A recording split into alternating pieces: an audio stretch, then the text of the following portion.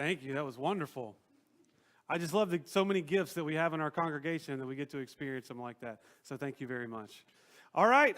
Everybody doing okay? All right, good.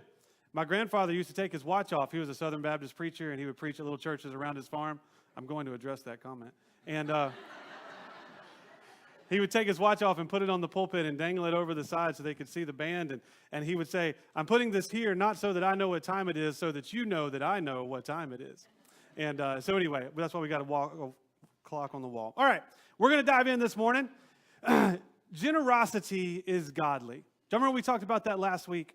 That generosity is godly, that we as a world and an economic system believe that things are scarce. As a matter of fact, we talked about how that belief that things are scarce, that there is not enough to go around, is absolutely necessary to our economy, or else it would collapse. Because we have to be able to set our prices based on supply and demand. We actually had a chart up on the screens. Can you believe it? You came to church and there was an economics chart up on the screen, right?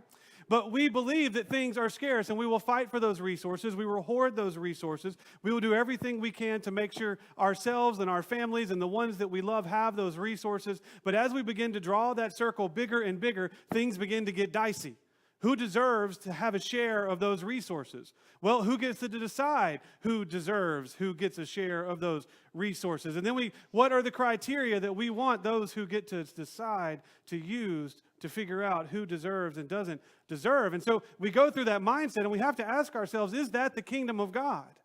Is that the way that God envisioned this world to work? Is that the way that God calls us as Christians to work and to live and to think and be in this world? And last week we said no.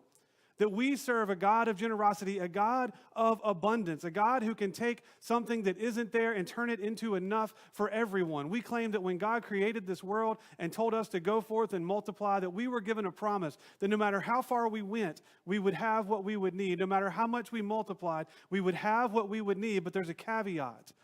You can only take what you need and you share the rest. And we have a hard time with that.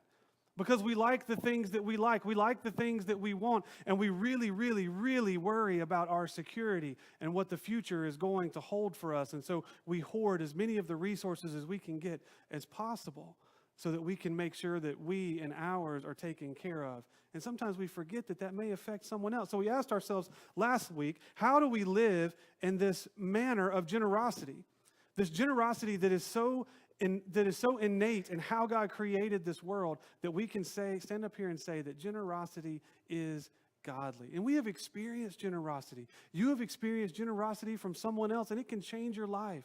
You have given generously to someone else, and it has changed their life. We have all experienced that in some form or another. It may be with your words. It may be financial. It may be with your time. Whatever it is that you are able to give to others, we have been able to give and able to receive, and we understand that God created the world to work that way.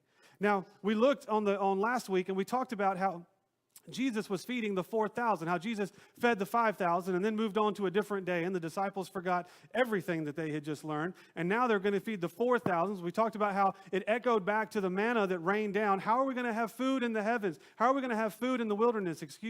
And we're going back to the Exodus story that they would have certainly known that when there was a need, when there was hunger in the wilderness, God rained down manna for them. And then we see that Jesus creates the loaves out of 7, which is a complete number, a whole number, the whole days of creation. Everything was provided in this creation story that we would need, so much so that God could even rest and not create on 1/7 of those days.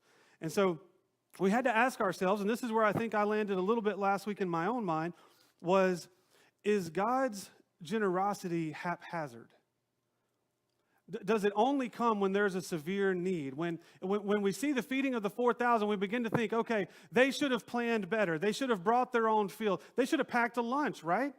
Like, I think they'll call DFACS if you don't send a lunch with your kid to school, right? And so we've got these 4,000 people that you've got to make sure that they plan. They should have planned better. They should have known where they were going. They should have known what they were going to do. But yet there was a kind of this haphazard problem, and then God steps in and intervenes. Is that what we believe about who God is? And so we're going to jump ahead to Acts 2 before we go any further. I'm going to invite you to flip along with me in Acts chapter 2. And if you know anything about Acts chapter 2, there's a lot of amazing things that happen. One, there's the descension of the Holy Spirit, which we call Pentecost. But we're going to go closer to the end, and we've heard these scriptures before where we talk about what it means to be the community. And we hear about the first community of God. We hear about the first people, the apostles, who are organizing a church and a way of life together. And I think it seems so radical to us that we can't even comprehend that we could live that way. And so we look in Acts 2, we'll start with verse 41. Those who accepted Peter's message were baptized. God brought about 3,000 people into the community on that day. The believers devoted themselves to the apostles' teaching, to the community, to their shared meals, and to their prayers. Now, it's a little out of whack, but I included that verse before in 41. Those who accepted Peter's message were baptized. God brought about 3,000 people into the community that day.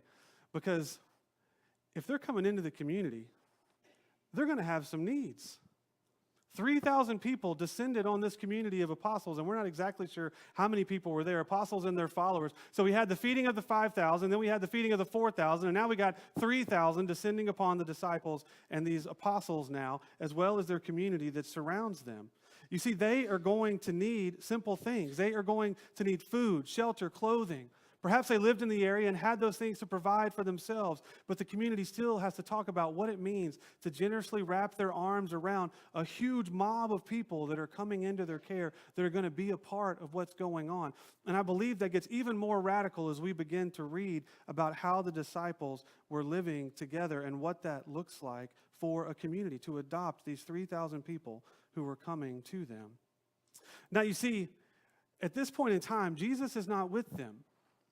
You see, in the Exodus story, when they needed food, when they needed provision, there was a pillar of smoke by day and a pillar of fire by night, and then manna would rain down from heaven. So when they were in the wilderness, they had the presence of God with them.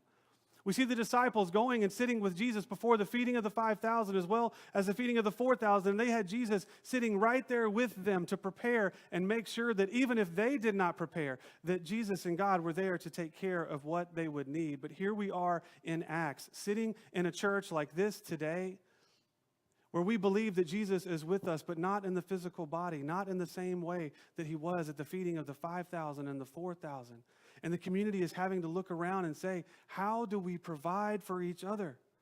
How do we care for one another? How does this generosity that God has given us, how does it go out from this place? And how do we carry it and live it? And I love what they say in verse 42, that the believers devoted themselves to the apostles' teaching, to the community, to their shared meals, and to their prayers. Now, I kind of like a little bit what's not in there. What didn't they devote themselves to? You're like, man, I can name almost anything, right? Right? I noticed that work was missing. That income production, I'm sure that they worked. I'm not saying they didn't. Please don't hear that. I'm sure that they had some sort of income production, but when they were looking at what it means to be a community, they devoted themselves to the apostles' teaching, they devoted themselves to the community, they devoted themselves to their shared meals and to their prayers. Now, as Methodists, you know, wherever there are Methodists, there will be casserole. You know, that's in our book of discipline, right? And so when they devoted themselves to their shared meals, we as Methodists are like, okay, we can get along with that. Like, that'll be okay. Don't worry, we'll get down for some donuts and coffee after we've talked about food. Now, and then it says in verse 43, a sense of awe came over everyone. God performed many wonders and signs through these apostles. So through their faithfulness, through their devotion to the teachings of Jesus, through the apostles, through their devotion to the community, through their devotion to their shared meals together, right, which also would have been the participation in the sacraments, Holy Communion, the Eucharist, and through their participation in their prayers, God began to work these miraculous signs and wonders. All the believers were united and shared everything. Y'all think that was the case? You think they all just agreed and were united and shared everything? Maybe they did.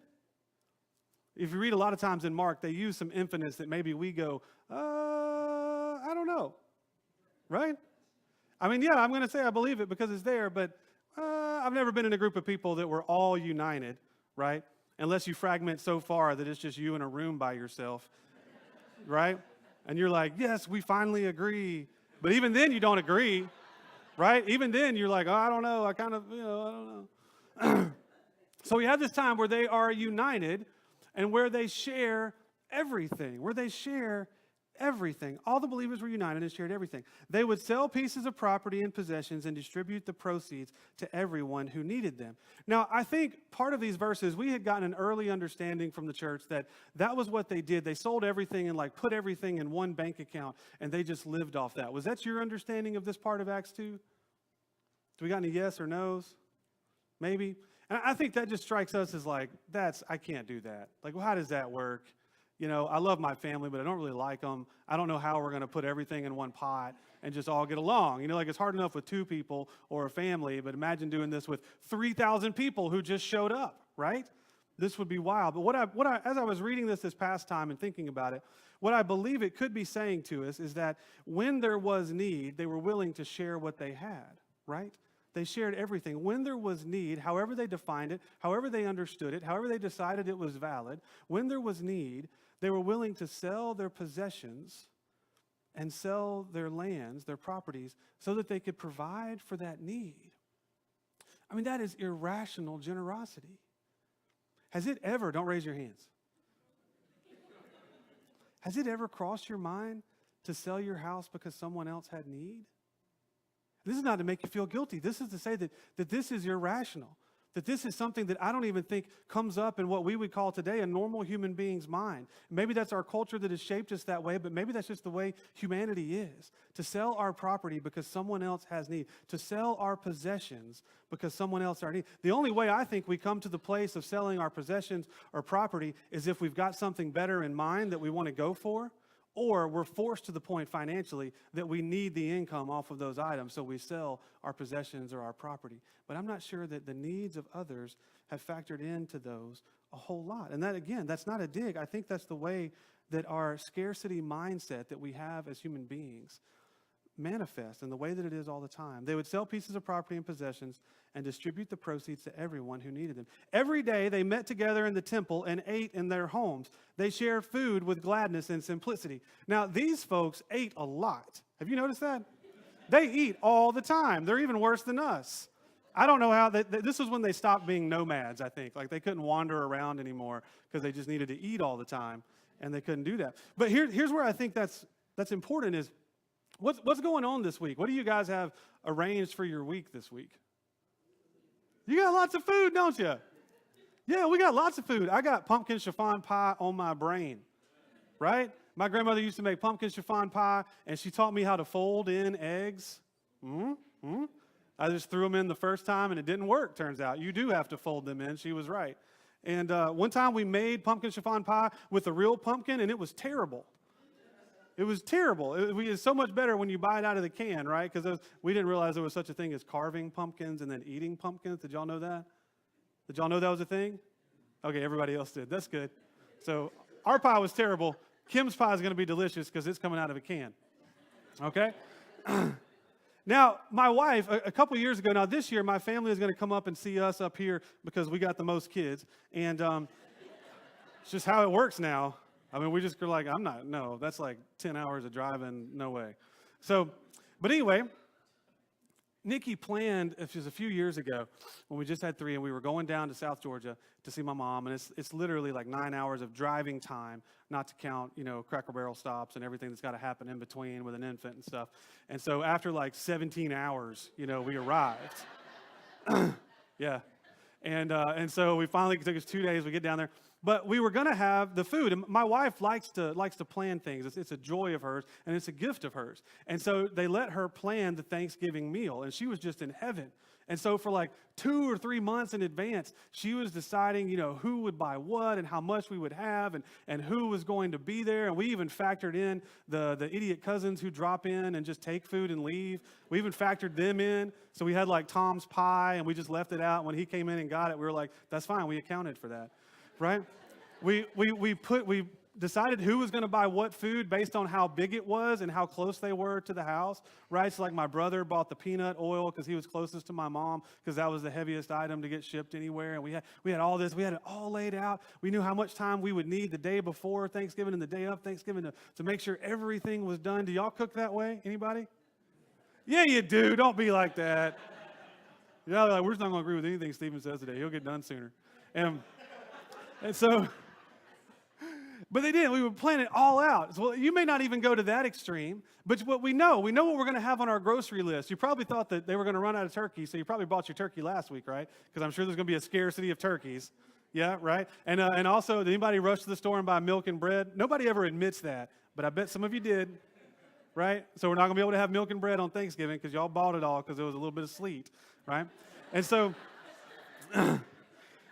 And so we've got this meal planned. And here's the point. Here's where I'm going with this. We planned it out. We decided that it was so important to us that it would be a part of our plan. We weren't going to show up in the middle of nowhere, Southeast Georgia, with one red light and a Walmart 30 miles away and think we were going to be able to find everything we needed for pumpkin chiffon pie, right? Like you can't have Thanksgiving without pumpkin chiffon pie. We weren't going to show up and think we could just find a turkey that was defrosted and we were going to be able to deep fry it or find the oil or whatever it is. We just had this scarcity mindset. We're not going to be able to do that. So we planned in advance because it was that important to us. And I want to let you know, we didn't plan like to the number. We planned way over the number because we had bought so far in advance, we could buy more, right? And we got our stuff at Costco, not at Publix, you see? So we could buy more of it. And so we had food left over for days. We were eating these leftovers for days and days and days. It just seemed like indefinite, amounts of leftovers. And so, but we had this plan. And you see, that's how I understand God's generosity and abundance. That's how I read it in Scripture, that it's not an afterthought. It's not haphazard. Even when the disciples are trying to learn how to live together in a community without God's pillar of fire and smoke right before them, or without Jesus sitting there right there with them to remind them of how they should be living, even in that moment, they are thinking and planning so that generosity is a part of their world and life. You see, God is a God of generosity and abundance. And we have that usually. Many families do on Thanksgiving, not all. And we'd like to provide for them as well. But many of us have and understand that idea of generosity and abundance. And if you don't, ask your mama or your grandma because they do, right? So this is the same for the first Christians community in Acts. They were devoted to their community, adding thousands, planning their generosity, sharing with abundance. Even if it meant selling possessions or selling property, they were willing to make sure that other people had what they need when they would arrive. If you have 3,000 people descending on your little commune or whatever it was they were living in, you better be prepared to meet that need with abundance and generosity as it's coming down the pike. And I don't believe that God would have sent them there or would have had them respond in that way if there was not enough abundance to go around. You see, they didn't wait on God to rain manna or Jesus for the loaves. They had to allocate what they had been given themselves. And you see, this is where things get real for us today. That is exactly what we have to do. As individuals, as family units, as a church, we have to literally budget God's grace into our lives. Not in a way so that we limit it, but in a way that we make sure that it's planned for. In a way that we make sure when someone comes to our door as a church, we can say, we have money to help with your utilities. We have a gas card for you to get to the place you want to go. Or we know someone who can help repair that car or fix that leak or help you through this difficult time to talk to them or whatever it may be. You see, it's the same here at this church. We are a generous church. We just sent off 1,228 shoeboxes to go wherever they need them around the world. We didn't even control that and say, you know what, I think the people in Uganda deserve it more than the people in New Orleans. We just said, here you go. You get to send it wherever you believe God is telling you to send it, and we send you 1,228 boxes full of joy for these kids to open around the world. We are a generous church. Every communion Sunday, when you leave money down here on the rails, it goes to our Good Neighbor Fund, and anybody who comes by on the first Tuesday of the month and needs help with their utilities gets help. And we help as many as we can until the funds run out. And then sometimes people have extenuating needs where we send out an email or ask the community. And we had that just a few months ago when I was first here. A lady and her family needed help, and we sent out an email. And within the hour, we had more than enough funds from this church to meet their need, to help them get what they needed, because this is a generous church. Every time you give to our church in our budget, there's money that goes to Room in the Inn, to Operation Christmas Child, to SAFE, the Soldiers and Families Embrace, that go to all of these ministries and missions around the world and right here in our community that help to make this place a place of generosity and abundance. We are living God's call. We are living the way that God would have us to be when we live with generosity and abundance. One of my favorite things before I even got here was I heard, and if you weren't here last year, you probably didn't hear much about it, but I heard about your Brighter Still on the Hill capital campaign. And right, most of the time capital campaigns are just something you do because you got to build a building or whatever's happening. But I was struck by the fact that you set aside 10% off the top to give to missions. Not missions in your church, but some mission outside of your church.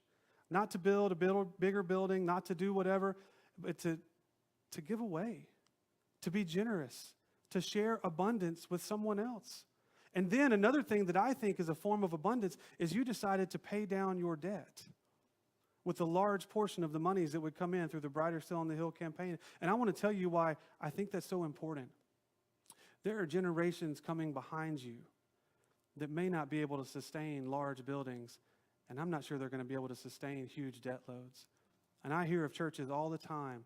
There's one south of Nashville, $30 million in debt. $30 million. I don't want to prophesy something terrible on that church because that's not what I want. But I've got a real fear that that won't be a church for long because it's not going to be ready to give down to the next generation. When we are paying down our debt, we are preparing an act of generosity for those who will come behind us who don't have to maintain the interest of F&M Bank. Remember that? Right? But instead, they've been given a building, a place to host their mission, a place where they can be the body of Christ, a place that has been maintained and well cared for and given to them in the right condition. That, my friends, is generosity. There's a saying that society will grow well where old men plant trees whose shade they will never sit in. And we do that as a church when we do it right. And many times they do it wrong. That is an act of generosity. We have ministries from children to youth to adults, Operation Christmas Child, urban ministries, loaves and fishes we give to, Manna Cafe, Room in the Inn. There is so much impact that our congregation needs, that our congregation has, We are changing this community right here from this hill, each of you individually in the places that you go, but also corporately as a church. And it is something wonderful and something that I am personally proud to be in, to be a part of. In Acts, we see, let's go back to Acts verse 42 if we can, please. In Acts, we see a theological reason for why we join churches.